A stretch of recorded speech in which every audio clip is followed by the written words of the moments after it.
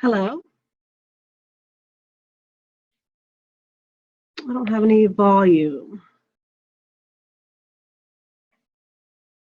Oh, I hear you. Oh, there. Awesome. How are you? Good. How are you?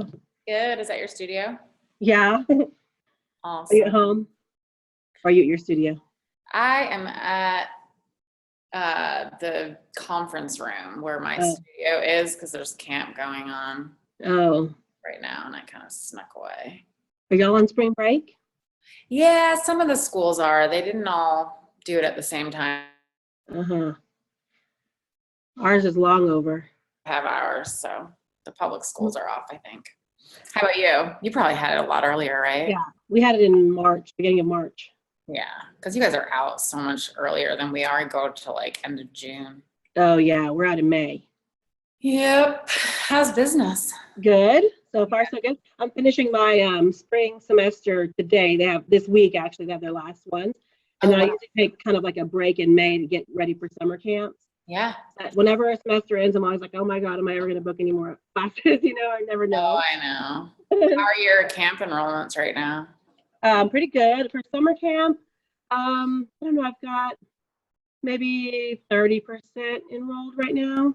So, but usually, sometimes summer camps they fill up like week before they start. Oh, I know. It's so weird to me that. Yeah, parents are like, oh my God, I got to do something with my kids.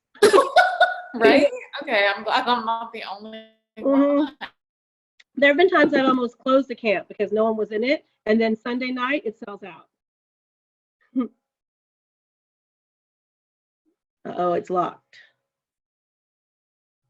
Can you hear me? Oh, now I can. Okay. Okay. So you have the same thing? Yeah. Yeah. Yeah. I don't have kids, so I don't know what it's like. I'll probably, if I have kids, I'll probably be the same way. I probably wouldn't have done the same. Oh, yeah. So how many people are going to join? It says 7. Let's see what happens. We'll wait a little longer. Yeah. Usually not everybody shows up, but Jessie coming? We'll see. I didn't see her on there. No. Have you spoken to her lately? No, I haven't. Just Instagram, Yeah. Have you been happy? I was going to ask you about the birch knits. The birch knits? Yeah. Oh, yes, I do. In order. I have the Charlie Harper ones. Yeah. Yeah, I like them. I don't like sewing with them. I don't Really? know. I don't know. What's wrong? I don't know. Like, I feel like they lose, well, they're really stretchy, so they kind of lose shape. Uh-huh. Just a little bit. The color changes a lot. Like, When you especially wash on the it? blacks. I have this cool black. No, I haven't even washed it yet, to be honest, because What makes the color change? Like, if you stretch it out. Oh, yeah. It's thinner. Yes. And, like, it's really evident. Like, it's right. It's putting pockets on something, and then I guess they stretched a little because I didn't really use a walking foot, and I was like, yeah, the color is completely different. But I don't know. Well, we've made a sweatshirt out of it. Just the paper cut patterns, pretty simple sweatshirt. Yeah. And we made some burp cloths out of it at a shower. So I haven't really made anything. I probably haven't sewn with it enough. I'm trying to think. It's mostly been baby blankets and burp cloths. Yeah.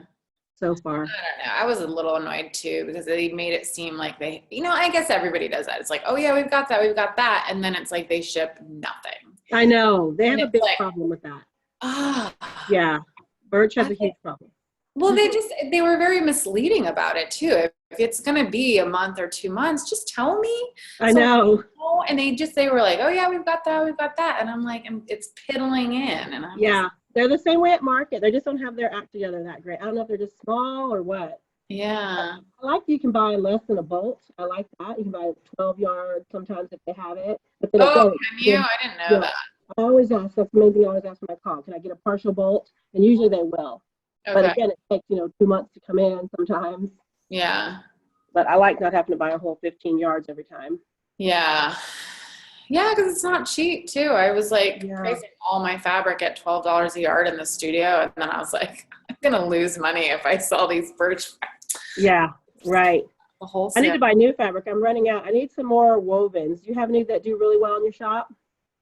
I carry, no, the only thing I carry is quilted, like the cottons, quilt cotton. Mm-hmm.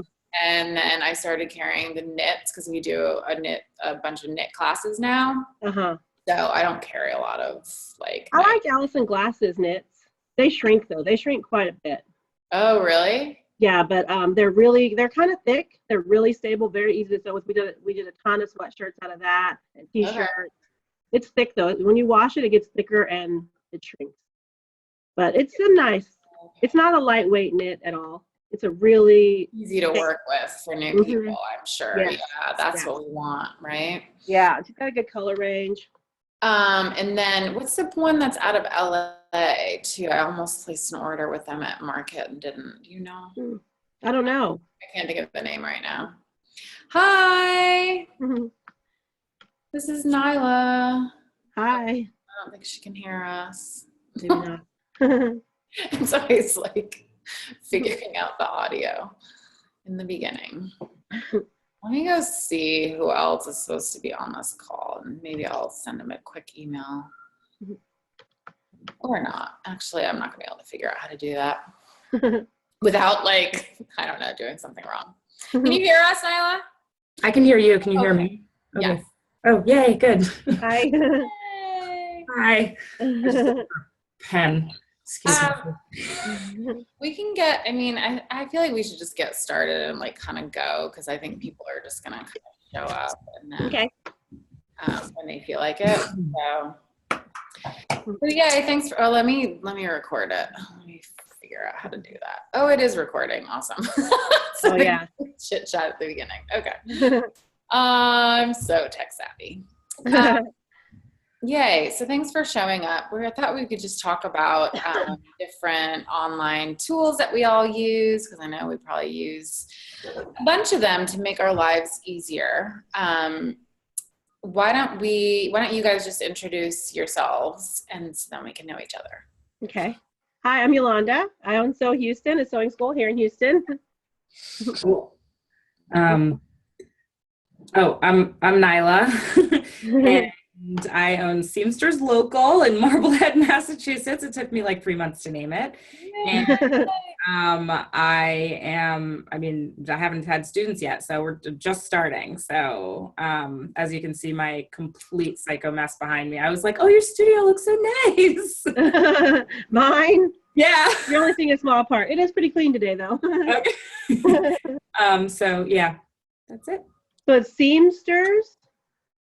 Yeah, What's local. Seamsters Local. Yeah. You're on Instagram?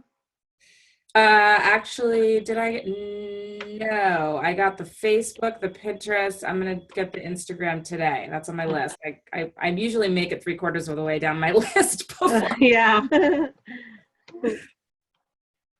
So. Yeah, I like Instagram. What's that?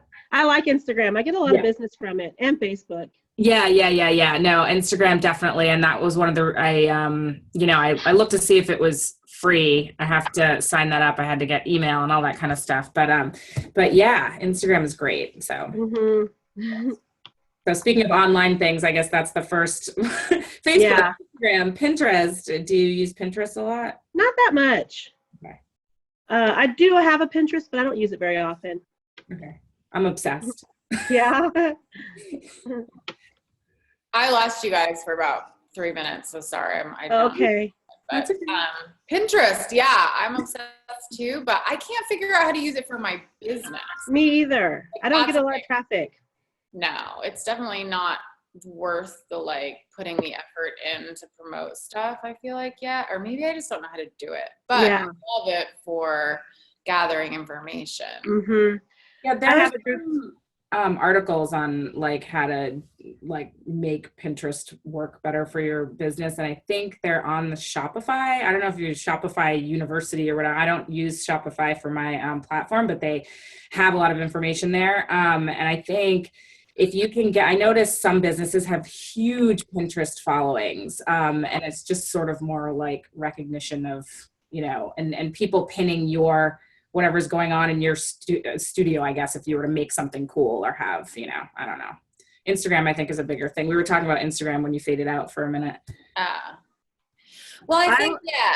Oh, I was going to say Pinterest, if you've got content, it's definitely worth figuring out how to use it, which I need to do because I have all this curriculum that I'm trying to promote. But, you know, for the shop business, it's like nobody's going to find my, you know, class. Yeah. Like, nobody's going to find classes and be like, oh, look at that studio on Pinterest, you know? I use it to organize, really. My, like anytime I find something cool on the web, it's such a good idea to be like, I have a whole, you know, tutorials and so that was one of the things I was thinking of using Pinterest for eventually, is that, you know, if I have students that are like, oh, I really need to figure out, I want to know how to use do a blind hem or whatever. And it's like, okay, well, look at my Pinterest board because there's a lot of techniques there that you can, you know what I mean? That kind of thing, but not so much for marketing. Right. Mm-hmm. I agree. I have a Friday group and they're starting to be a little bit more independent where they want to kind of do their own things now, which is great. So we have a board and everyone just pins to that. That's really helpful. Yeah. Everyone can kind of get ideas and, you know, decide what they want to make. And then I kind of have an idea what direction they're going. So I like using it for that. That's a good idea. It's kind of like a mood board for yes, them, exactly. That you can help them. Like they're all into t-shirt restyles now. And we really probably wouldn't even have talked about that if we hadn't started this Pinterest board. Right. So that's been really good. Yeah. Mm-hmm. It's like, is that teens or grown-ups? Yeah. Well, they're 11, 12. I guess they're teens. Yeah. So using Pinterest, wow. Yeah. My daughter loves it. It helps. It really, honestly, it's a form of communication. My daughter's 14. And when she says something and I'm like, I mean, I hate to date myself, but at 40, I don't feel like I shouldn't be talking your language, but I don't really know what you're talking about. Like certain hairstyles or certain clothing. And it is really a great thing. I flip through like 100 pictures of, you know, so that I can see that helping in a class. For sure. Okay, that's smart. And then I don't use a lot of online stuff. I use MailChimp. You guys probably use that too. I just signed up, so. Yeah. I was using it for a while. Yeah, I use a different one now, but MailChimp I feel like is better than Constant Contact, right? Because I used Constant Contact for a lot of years. I've never used it. I like the stats on MailChimp. I like MailChimp. It's easy. I like the templates. What are you using now, Megan? I use ConvertKit, which is a fairly new platform. And the reason I started using it is because I wanted to send more auto emails. Okay. So like if somebody signs up for my, you know, like the beginner sewing sequence that we do, once they sort of sign up, they're going to get sent a series of emails. And since those emails, and we make it pretty clear that these are coming like from our team, they're not personal, you know, we don't try to make it seem like they're personal, but they're just sort of like doling out information as they need it for a 6-week class. And MailChimp, you know, I don't know if they're starting to get their act together a little bit better with that, but I couldn't figure it out with MailChimp. So I moved over to ConvertKit and I actually really, really like it. It's more expensive, but it's a little bit more automatic. Yeah. Okay, that's good to know. I signed up for MailChimp just because I'm using Squarespace for my website platform and MailChimp was like there already. So I was like, oh, and I heard about it and it seemed good and whatever. But I only have the free, you know, I'm like, oh, it's free. It's free up to what, like a lot, like 1,000. I have free too. 2,000 or something like that. It's a lot. Good. Okay. Well, that was one of my online tools was ConvertKit. And it's definitely worth checking out. I don't even remember how, I think I was just searching. But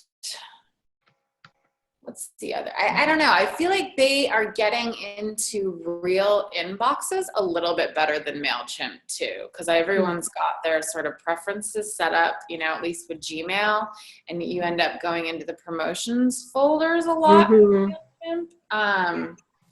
So I think ConvertKit's not always, doesn't always work 100%, but definitely it was working more than MailChimp.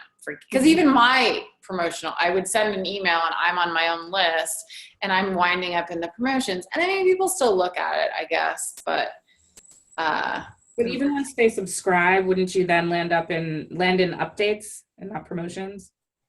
Say what? What Like was if that? somebody subscribes to your Not necessarily. They would have to then like change their settings within Gmail to make it go to their primary.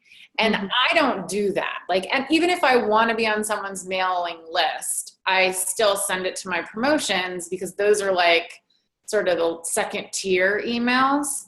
Yeah, I have updates as well, which is my second tier, but promotions I don't look at all unless I'm like want to find the Gap deal that, you know, came out last month or something like that. But update is a like sort of intermediary where all of the stuff from the schools and all of that goes updates. It doesn't go to my primary. So I was just curious, anything I subscribe to, like a blog or something, would go to my updates and not my promotions. But like anything from a store goes to promotions. So I don't know if that's like means it, because I check updates every day. That's interesting. Okay, I didn't even know there was an option for updates on Gmail. Yeah, it came automatic. You set up, or was it just automatic? No, it was just automatic updates, promotions, social, and primary. Primary. Weird. Yeah, I don't have an updates. Okay, I'm gonna look into that. Yeah, 'cause I mean, it's weird. I have to check that and my primary every day because anything from the, you know, from the school district or anything from the dance school that like my kids go to, I've subscribed to them. So they're using Constant Contact or they're using whatever, but it will not go to my promotion. Promotions is really like just like 50% off or whatever, like Joann's or, you know. And so they have an algorithm to determine whether it's an update or a promotion. An ad, yeah. Wow, I didn't know about that.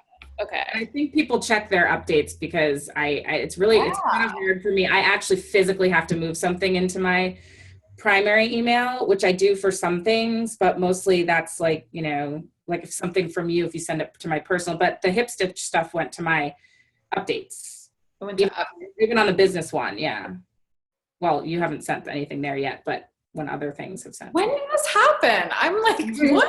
That way for me. Like I have thousands and thousands, 10,000 emails in my updates. It's always I don't know. Like, you can also sign up for something called Inbox by Google that like kind of sorts it all a little bit. I mean, it still has those same 4 folders, but it sorts it. It just is a different interface and it's more helpful. I think a lot of people use that. I don't know. But yeah. Curiosity, do you use, so you just set up your new email, right? And you're looking at it through the Google interface, right? Yeah, I mean, I have my personal, which is like, and I actually have that set up as the old school Google because I liked it better. And my new email is with Google G Suite, like the, you know, so those are separate. And I look at that through G Suite, but I also have Inbox, which, yeah, it's a whole other. You can Google Inbox and see what that's about. But yeah, I just use through the regular Google interface. There's primary, updates, and social. It doesn't have to be an @Gmail account to have that. I have both of them. It's set up that way. Yeah. Okay. I think I'll check right now, but I'm pretty sure on both of them it's set up that way. But all right. So Allison from New Orleans. Hi. Right? From Rick Racknola? Totally. Okay. And Caitlin was here and now she's gone. So I'm assuming she'll show back up in a second. Allison, you want to introduce yourself? Totally. So my name's Allison Parker. My past career, previous life was in film and television doing costuming. There came along a lot of waste and decided to turn that waste into teaching kids how to sew. So we're a two-fold business. We reduce textile waste, so we take donations of textiles from film, theater, television, and costumes retailers, and we use that fabric in all of our classes. We mainly did outreach for about 4 years in schools and what have you, and now just have our own brick and mortar now, starting in September, and branched out into adult classes. And yeah, what a roller coaster it has been. Ooh, I can't wait to hear about that. To say the least.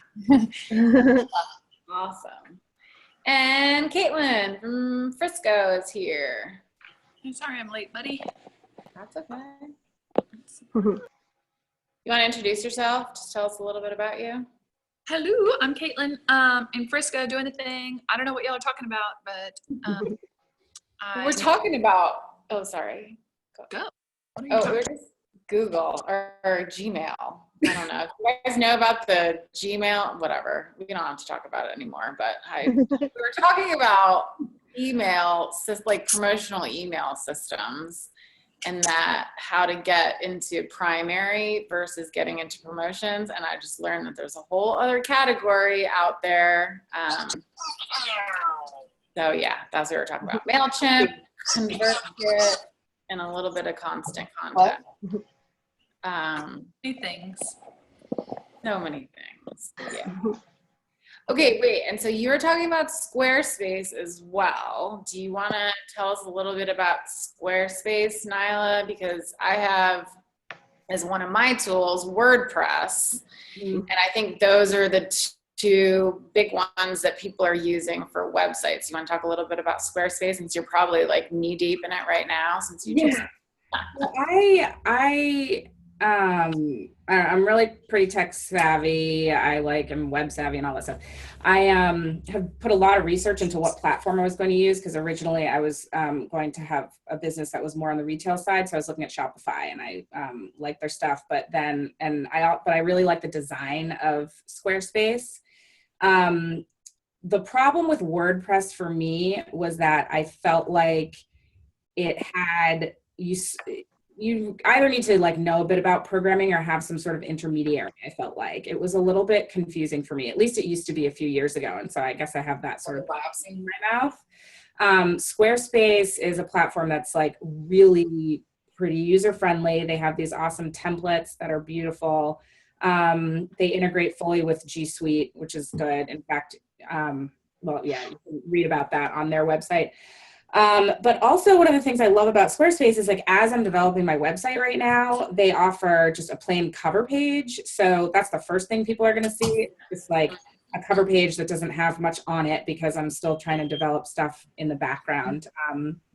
And so that's a feature that I'm kind of excited about right now, because I don't have like all the time in the world to like develop my own website right now. I mean, I do page here and there, and and I also don't have a business super developed yet. I'm going to have like 1 or 2 classes I offer at first, and I don't need a whole entire like checkout page and this and then all these different pages.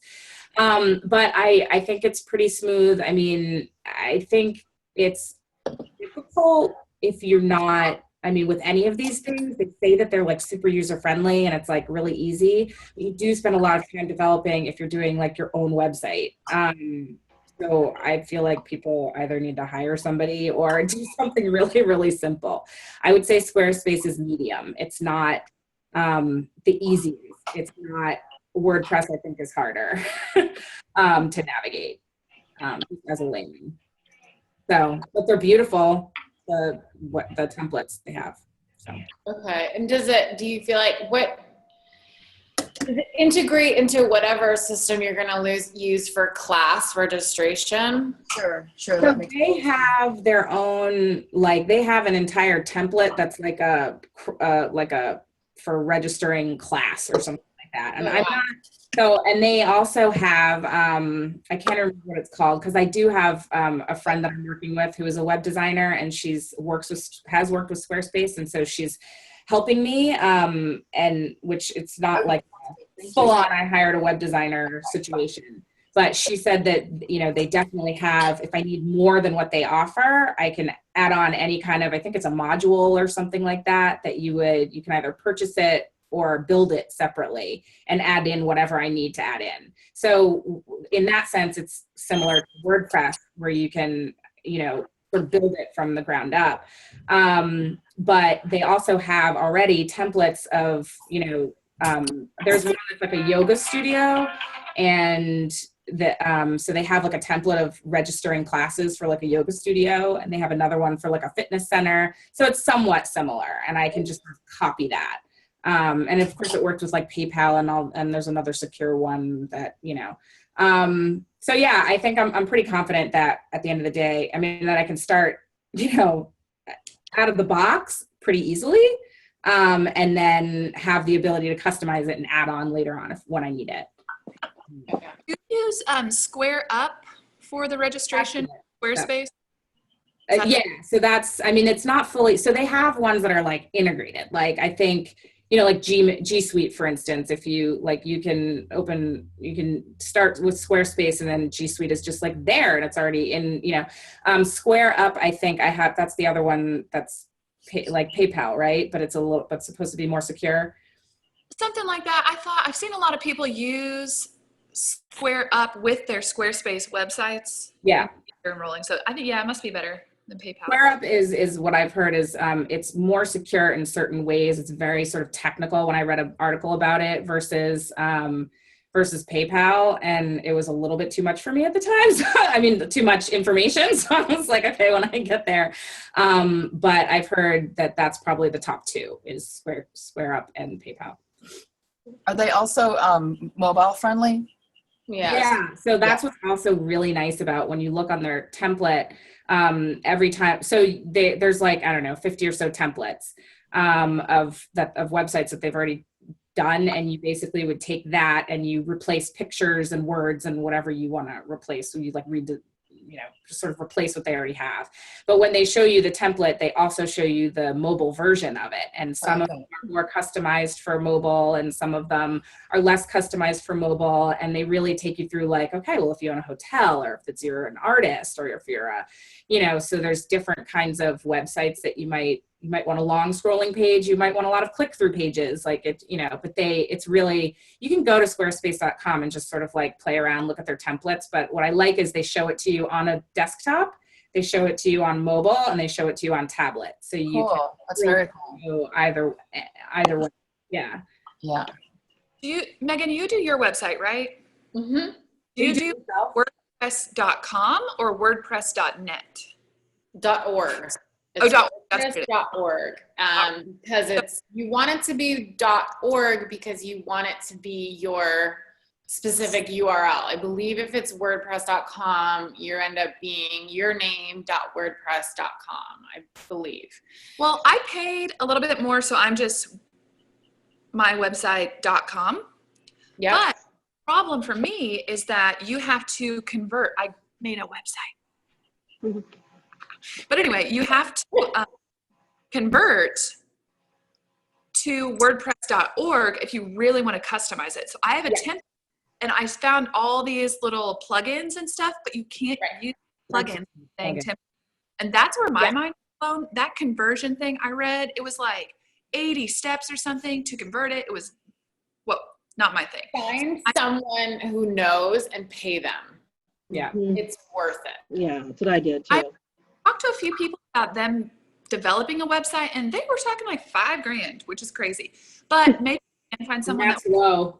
I think you can find someone, because I don't know. I would just sort of use people because I don't know. I feel like you could find maybe a family friend or somebody who has a clue about sort of getting you started, because people know, my husband knows how to do it. This is not what he does for his job. It's there are people out there that sort of know how to convert you because it is very technical, but they're not doing it necessarily for a living and going to charge you $5,000, because that's going to be also, I think, designing your basic website so it exists, and then so that you can kind of go in and add to it and change it and stuff like that, right?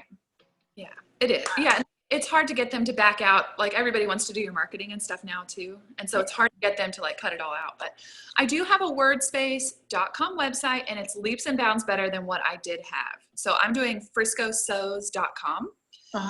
It's great. The only problem I'm running into, it's just it's not as intuitive as you would want. I would love to post a photo and then you click it to enroll, but you're not able to do that. So I have a photo, and then below it, I have to put an actual link to click. Yeah. It's still. I feel like that's anything, honestly, because I'm not that savvy either. I have to do little workarounds like that because I can't figure out exactly what to do. But that, that's what I found is great. And it's probably the same with Squarespace, but with WordPress, you literally search like, whatever theme, WordPress, how do I do this? And then you wind up in some forum where somebody's explaining to you, like exactly how to do what I need to do. That's the difference between Squarespace and WordPress, because WordPress is an open source kind of platform where you do end up in a forum with all these different people. Squarespace is like you're on their tutorials and you're talking to their people. I haven't been to a forum to ask a question yet. And that was one of the things that like, there's an argument for if you have something like WordPress, you have so many more options of how to fix a problem or how to do something that you want to do and whatnot. You know what I mean? So that's why it was kind of like I wasn't really sure which way I should go, but at the end of the day, I chose the one that maybe offers less robust choices at the end of the day, but maybe a little bit less of a headache for me. I don't know. Yeah, that is a big difference. I hear you. And I think, that getting started is the thing. It's like you just sort of are overwhelmed with how do I turn it into an actual website, whereas Squarespace just literally gets you like going immediately, and it's a lot easier to start out. Does anybody use anything different than those two things? We got our website designed like probably 5 years ago, and I'm just now starting to realize like I've got to redo it. Like it's not mobile friendly at all.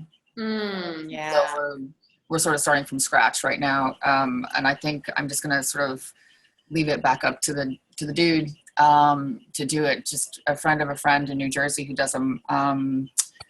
We're adding a blog to it this time. We didn't have a blog before, and there's a lot of changes in what we do as an organization that we're adding to this site that we didn't have before. But yeah, we're in the process of doing that right now. And do you take registrations for your classes on your website? Yeah. What do you use to do that? I think it's with PayPal. Okay. Yeah, it goes through PayPal, but it's clunky. Yeah. It's not a very smooth transition. And I had a calendar on there for a while, and I felt like we weren't really utilizing it, and we don't have as many drop-down menus as we should have. So I'm constantly looking at everybody else's websites online. Yeah, no, I do that. I have like a catalog of everybody's website. Website Stalker. Yeah, I know. Hey, what are y'all's websites? I would love to look at them. Yeah, well, as soon as mine's up, I'll send it to you guys. I'll send it to Megan. She can send it to you. She has all your. Yeah, I was just gonna say, you know what? Afterwards, I'll just email you all on one email, and then everyone can just reply all with their info. Okay. Cool. What about you? Oh, Cynthia, she just joined us. Introduce yourself. Hi, I'm Cynthia Brewer, and I'm just kind of starting out. I teach some classes at my local rec center, and I started. I went and started a website on Google Suite, the new Google site, only to find out that I guess it's still in its beta phase. So I had purchased the .com site and things like that, but I can't bring it live. So I have to go back to the classic site in order to do that. So now I'm just kind of looking at WordPress, looking at Wix and Weebly. But even though they all say that we're user-friendly and this, that, and the other, because I don't have that programming background, they are to an extent, but it's still a little time-consuming. But I was just really proud of myself that I had got the Google site done, because I spent, I guess, several days and hours, and I just kind of picked and used other people's websites as kind of my foundation to kind of build from that. So I was all excited. Anyway, and you can't make it go live? I'm still talking with I guess I have to redo the templates or whatever, either on the classic Google site or on another one, and then have the tech people help walk me through to bring it live. So anyway, that's where I'm at right now. And I did a website once for my sailing team, like my yacht club thing that we had a group for, and I used Weebly, and it was really easy. It was definitely easier than Squarespace, which is what I'm using now. And I'm not I think I just like the Squarespace templates better for my aesthetic, of a modern kind of thing. But Weebly was really, I haven't used Wix, but Weebly was like super easy. It will take you a few days though. And that was one of the things I was saying before, is that it is time consuming. And one of the things you can do is try and put just a cover page while you then have the other, like, so you have one page that's live that says who you are, and people can call you to register and, bring a check or whatever, you know what I mean? You don't have to have everything perfect right in the beginning, but just so that you're up there, and then be working on your other pages and put them live as you have them in the background. Okay. I have a Weebly account. I had started, it's like I've got like 3 different sites on 3 different pages. I haven't published any of them as of yet. And then I discovered this other thing called simplyafterschool.com, and they do registrations and camps and things like that, specifically set up for that, and it's free. And they don't have, I'm trying to think, what did the guy say? They don't charge any setup fees or monthly fees or contracts. So I'm still doing some more research with that, but it's like they've got like a whole setup where you can connect it and do like all of your registrations through them. They'll only charge you, I guess, a percentage like the credit cards do per transaction. So if there's I guess a month or so that you don't have any classes going on, you're not going to get charged. Oh, that's cool. But I can send you the website for you to check it out. That's a good idea too. So then when we do the reply alls, just include maybe your tools that we talked about, so that everyone has the URLs for that. Okay. What about you, Yolanda? What do you use for your website? I'm really happy with it. It costs maybe, I think it's like $100. Your volume? Because I've been in business now for Can you guys hear her? No. We can't hear you. What should I do?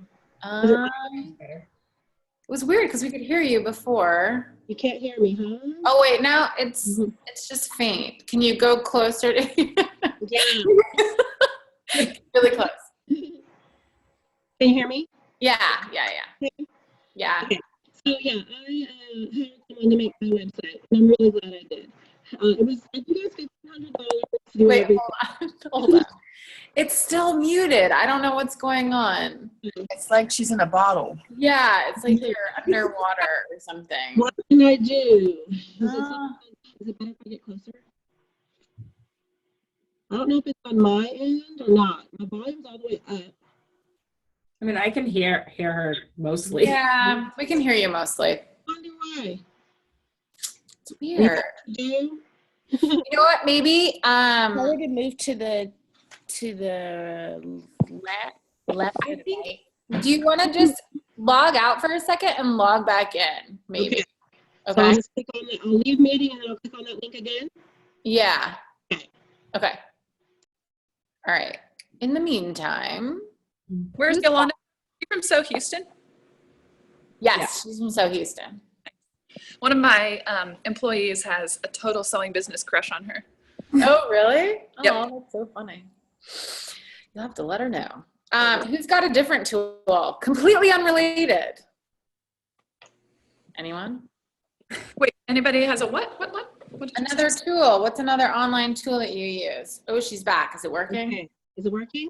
No, it's still kind of muted, but it's okay. It's better, I think. Good morning. Did you guys already talk about MailChimp and the things you use for? We did a little bit, yes. Are you a MailChimp fan? I wouldn't say I'm a fan. I wish I could find something better. You know, like I feel like for having 200, 300 names in a bank, and I don't know like what percentage of that people actually receive the, you know, workshop or notifications. I wish there was, I feel like it's the waste, you know, it's sad that many people are not getting news from us, you know, but I haven't tried anything else. So I just didn't know what everybody else used. Well, we kind of talked about that briefly, because then I learned that Gmail has different categories that they use. And so you don't just end up in their promotions, you end up in their updates, which is like, I didn't know about. But I was saying that I am using this service called ConvertKit. It's definitely more expensive. But they do a little bit better job of getting into, sometimes even into the primary. Like I send it to myself, and some days it'll wind up in my primary Gmail. I get all of yours in my primary. You do? Yeah. See? I know about all your spring break classes. Yeah, totally. Oh, wow. Awesome. Okay. And that's ConvertKit, but I actually started using it because it does auto emails, which I am a huge fan of, because if people sign up for weekly classes, they want to hear from you in between those classes. And I just am not together enough to actually sit down and write an email in between. So I set it up as like a feed each week. Right before their class, they're going to get another correspondence from us, just telling them what to expect in class and what we're going to be working on and that kind of thing. And they know it's just sort of an auto email, but at the same time, it has useful information, and then they're able to reply as well if they're not going to be there, or if they've got a question. And I don't know, I find too that people just want to be in touch with you. If they're spending, $300 on a 6-week class with you, they want to be in touch. But, actually having that, correspondence manually, if it's not automatic, like it's not going to happen on my end. So this has been really helpful. How expensive is it when you say expensive? It's $50 a month. So it's, definitely, I mean, it's not terrible, but you've got to really, I think, utilize it, or else. And that's the other thing is I think it makes me do a bit more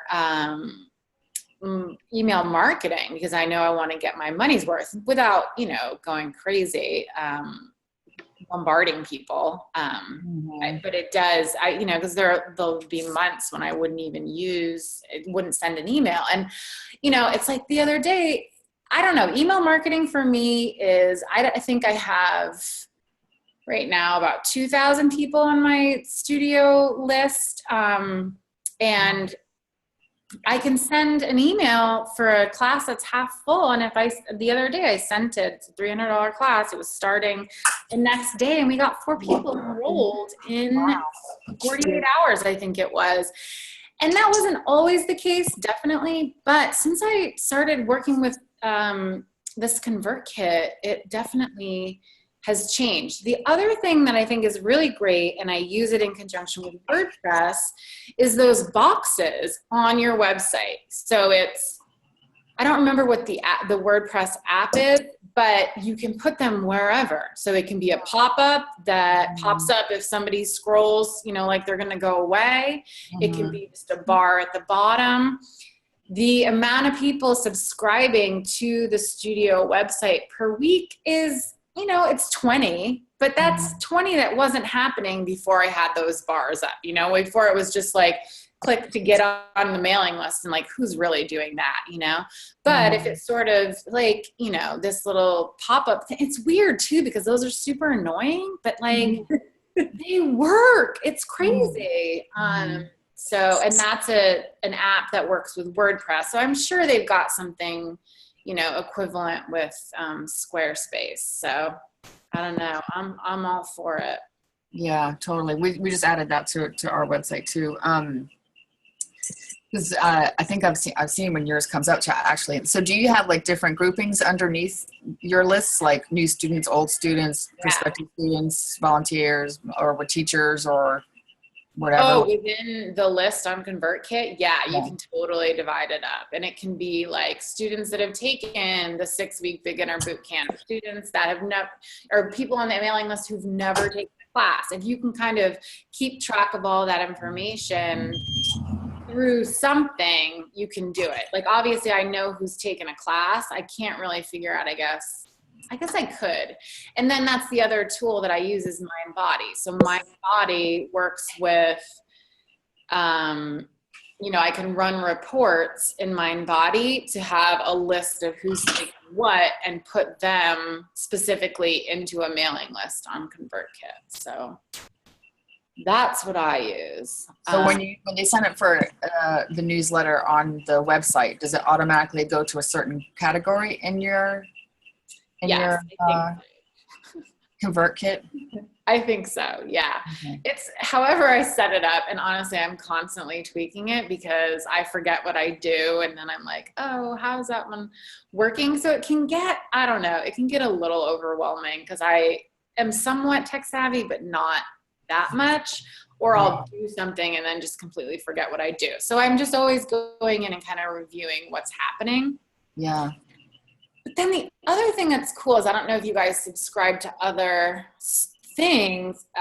Like if you sign up for this new great website, they'll send you a series of emails because they're trying to sell you something. So you can set up this sort of subscriber series and hit them, once a day for 6 days. I haven't really gotten too much into that, but that's kind of how I found out about it. It's like, how am I getting these emails and how do they know I just subscribed 3 days, that kind of thing. You can target your selling a little bit more. Yeah, there was one that a marketing class workshop that I went to where there was a guy who was saying, that there's less people signing up on those flashes on your website because for some people it's like they know they're going to be getting emails and sometimes a lot of them or whatever. Yeah. And, so he suggested, he was like, if I'm looking at your website and all of a sudden that pops up, like, what does it do for me to sign up for that? Okay, great. I get a newsletter. Like I can read your website and see what you're doing or whatever. Or you're great. You're doing a special. Well, I'll probably see that on your Facebook or whatever. So he recommended doing something that was like, if you sign up for our newsletter, then that you get registered for our free giveaway of a book or whatever, like there was some other like tag that went along with it as far as like to entice people to want to put their name and give you their email address or whatever. Cause he really was like, as a consumer, I'm giving you my information. What do I get in return for giving you my information? Which was like one more thing to do, but yeah. Well, and I think, as far as like class-based things, I think they're more likely to give you their info because it is like a situation where you're on there, you're like, oh, this looks really fun. There's nothing coming up right now, but I want to know. You're not, I don't know. I feel like when you're advertising classes, it's not as much of a like, here's 25% off a pair of jeans or whatever it is. It's not as promotional. So maybe they're more likely to be like, I really want to know when that next class is. So put me on, Mm-hmm. Which one, do any of you do blogs? Because that was one of the big things that I want to get into is just having a blog where I can communicate instead of necessarily having a newsletter or having a newsletter, but maybe it's like, not as often as my blog that I can just update. And then there's, some places have, there's things about classes, things about, I don't know, events and whatnot on their blog. Do you do that? I know you were saying you were going to start a blog, but haven't yet. Allison. Yeah, we're looking into it. Yeah, we're starting to write up a few pieces and collect some photos and stuff like that to get it underway. Yeah. And you're doing it to like tell a story of what you're doing or more to, do you use it sort of promotionally or... I feel like it's to tell our story. I feel like a lot of people have questions about what we do that aren't necessarily answered on the page. And I have I have a gazillion pictures of kids sewing on my phone, like a gazillion. So it's a place to put those that's not on the Facebook because the Facebook is like, hey, we're having an open house. Hey, we're doing this. It's not always like pictures of kids. There are some, but I'd like to be able to have a place to put more of that. And now the adults that are also sewing as well. You know, like I just don't want to overwhelm our Facebook with those photos. So I just wanted another avenue to be able to show people in the classes and taking classes and more of what we do. Right. Caitlin, you have a blog, right?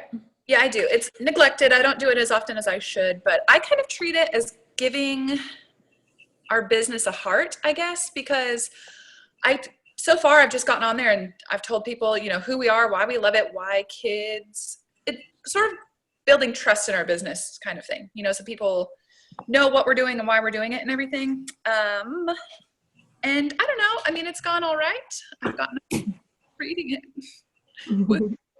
But yeah, I think it's a great idea to kind of have a blog and keep people up to date. I was thinking I might do one today about summer camps and just kind of in general tell people everything that's going on, because it's hard, I think, to really read that on Facebook with a couple of photos or whatever. So I'm going to do a big old post. I think it's a good thing to do. Do you categorize them, your blog? Do you have them in different categories, your blog posts? I just I have like 10 posts or something crazy. And I put them all on there. It's linked on my website. So, and then I do share it on Facebook and stuff, kind of smearing it all over the internet, but I think it's a good thing. Yeah, that totally makes sense. Like, I feel like it would be our heart also in that same vein. Like, we use the Facebook and stuff a lot for more promotions and, hey, this is what class is coming up. And I kind of feel like I don't want people to think that all we do is just advertise classes and show pictures of kids. I don't know. Yeah, I feel like there is more verbiage needed. Yeah, I think people really respond to it, I think, and you can, you know, show them the heart and soul that goes into it, which is what I hope to do. Everything I do is a little bit neglected. Like my constant contact is a smidge neglected. So is my blog, but you know, you can only do so many things. So many hours in the day. What about you, Yolanda? Do you have a blog? I barely. Can you hear me? Yeah, sort of. Wow. I changed to a different type of microphone on here. Let's see. This one better. Do you guys have a microphone, or are you just using your? I just am using my laptop. Yeah, me too. It's muffled, but I can hear. Yeah. I wondered why. There's nothing around it. Anyway, I neglect my blog also. I do have a few tutorials on there, and it's nice because when people come to like a pillow sheet, instead of giving them printed directions or something like that, I just link them to my blog tutorial. So that makes it really easy. And then when they call back saying, you know, they forgot something, I could just send them that. You know, if they've come to the class, I can send them that blog. So that's pretty helpful. I mean, in a way, it's kind of like giving away a class for free, which I don't like. But if it's something that's kind of just general knowledge everyone already knows, it's easier for me to have it there where they can go get it anytime, you know? Yeah. But I mean, if it was something like, that I kind of developed, I probably wouldn't put it up there so easily, but like a zippered pillow, fine, you know? Yeah. But like tips and techniques and things like that, I feel like that's one of the things I was hoping to maybe use a blog for, is to have, you know, just some of those little tidbits that it's like, you know, if you're at home and you need to. One of my most popular ones was, I think after summer camp last year, where I did a whole recap and put all the pictures, not all, but a lot of pictures from summer camp. That was really well read, and people spread that around because they wanted to show pictures of their kids. So that was a good way to use it, just to, you know, flash back to summer camp, how it went, you know. Yeah, that's a good idea. Personalize it, and then people are sharing it like crazy. Yeah. That's awesome. All right. Does anybody do anything like on the back end of their website, like as far as like there's ways, right, to see like how many visits you had this week and who visited this week and that kind of thing? I look sometimes, but I haven't really looked in detail. What do you use? Do you use Google Analytics? No, I'm not techie at all, but it's whoever my web provider is. They have a log, and Busy Mama, it's a local web provider, and they kind of keep all my statistics, so I can just go log on to my dashboard there and see. Okay. That's actually one thing that WordPress has a lot. You can download plugins that just will automatically like start looking at your statistics, and I use Monster Insights, and I definitely don't look at it as much as I should, but that, you know, immediately it shows you what's the one page on your website and it's crazy higher than any other page. It's just the class listings. Everybody goes straight to the class listings. What do you have coming up? And it's funny because I don't put a lot of, you know, I didn't put a lot of time or energy or even think that was such an important page, but it is. It's just automatically where people go, and you can find those little tidbits of information. Like, if that's it, then I'm going to have links to other things on that page, you know, and how can you make that page utilized more than the others if that's where everyone's ending up, right? So yeah, that same workshop that I went to, the guy was saying that utilizing, and it was mainly for like nonprofits and stuff. It might have been a nonprofit program that they were marketing also at the same time, that, you know, it was like, you can, as soon as somebody clicks on whatever your class schedule, they can format it so like an email goes out to them right away, nonchalantly. They don't even know it, like, hey, by the way, did you know our spring classes are now 25% off or whatever, where they're just like, wow, that's funny, I was just looking at that website, isn't that a coincidence or whatever. Like, you know, like, you can, there's programs that can do that for you. wait, what? You just click on Like they, like that same back end stuff, like they record the back end information, right? So if you go and look on, if I go and look on your website will catalog right away that I did it from my computer XYZ with my email chickpatty@gmail. And then it's what do you call it? I don't know what it's called, but it's set up so that then this program then shoots emails out to people within a half an hour after they come to that website that says, hey, by the way, we're at M. Avery, we're doing a spring. Not against the law. Huh? Really invasive. Wow. Yeah. And then the person reading goes, oh, wow, what a coincidence. I was just looking at them. That's great. They're having a sale. I'm going to sign up for a class right now. Or they're completely offended and they're like, how do they have my email? I don't know. Oh, that's interesting. Huh. Yeah. Oh my gosh. So much out there. Does anybody have any that they had like written down or whatever that we haven't talked about? Just from a tax standpoint, I like to use that Mile IQ. I don't know if you guys have been using that. It's a free app. Well, it's free to a certain point. I think for like 30 drives, it logs for you your mileage. What is it called? It's called Mile IQ. Mile IQ. And every time you drive, it asks you, was this for work or business? And you just wow, that's cool. And it helps you keep track of all your miles when you do your taxes. Yeah. I'm not using it right now because I need to pay extra because I drive so much, I guess, even though I don't drive for the normal person. But the free is just not quite big enough. You kind of have to pay to get the full tracking. It's because it stops 30 times in your car. It doesn't track anymore. Okay. The free, the paid one will track. And so that's just really nice. The IRS accepts it. You can see everywhere you drove, how many miles it was. Pretty good. Cool. Mm-hmm. Does everybody else use PayPal or Venmo or any other things for getting payments that they don't like? I use PayPal, which every now and then there's someone who just doesn't trust it, doesn't want to use it. It throws a whole wrench in my system, but I'm still sticking with it. Yeah. I found people don't know Venmo, and I was using that at first, and people didn't really trust it. I was like, oh, it's just like PayPal, and I just couldn't get people to get on board, so I switched to PayPal as well. Mm-hmm. I use When I Work for staffing, and that's really helpful. At first, I was just asking everybody because I would say, hey, we booked a birthday party for Saturday, who's available? But it just got really messy, and so on When I Work, everybody can be on there. You post your shifts, they sign up. If they need a shift covered, all of that is within there. You can track their hours. You can tie it into payroll. I don't necessarily do that yet, but that app is pretty nice, especially, cool. And everything to kind of keep you organized. And that's free, Caitlin, or are you paid? No, free. I don't know. It's maybe $12. It's called staffing? It's called When I Work. Oh, okay. And it's an app that your employees have to download? Yes, they download it. And then from my end, I could just say, you know, here's when the event is. This is how many employees I want. You could put the address in there. Super mobile friendly.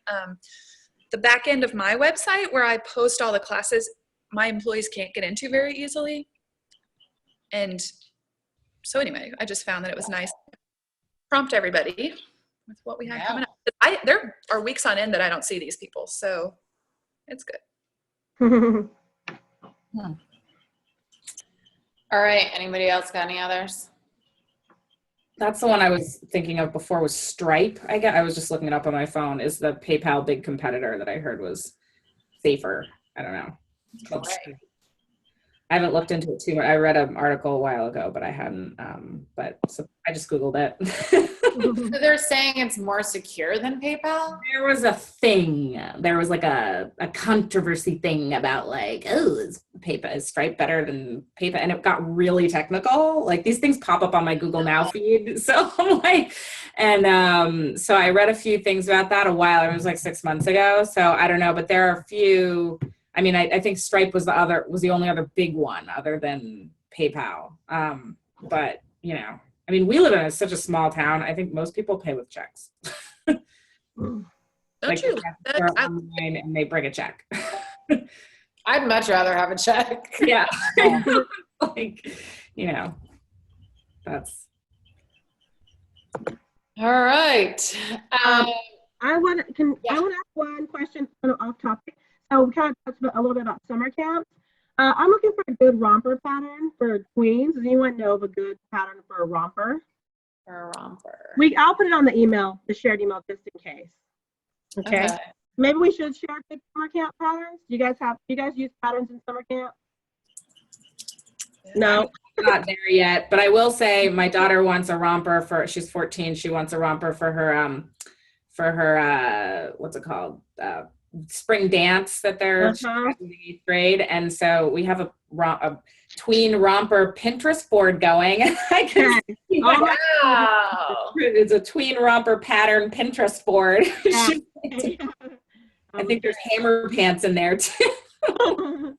Yeah. Berta Style, I think. Berta Style, I think, has some rompers. Who? Berta Style. Oh, okay. Which their patterns are horrible, but if you I want something nice, easy. I like paper cut patterns. They're easy to follow.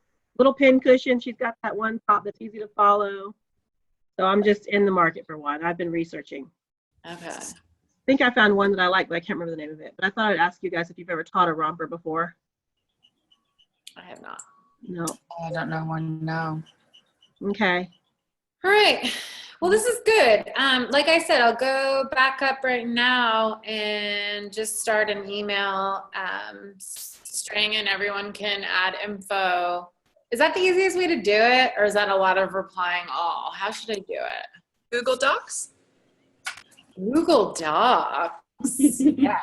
Okay. So I'll start a Google Doc and give everyone sharing rights to it, and then they can add, and then there's not a ton of emails flying around. Good thinking. All right, cool. I will do that. Thank you all for coming. Oh, one last thing. I'm just trying to add some content to Hipstitch Academy, and I just thought it would be interesting to interview different people in different stages of their business, like a little video interview like this. Caitlin already did one.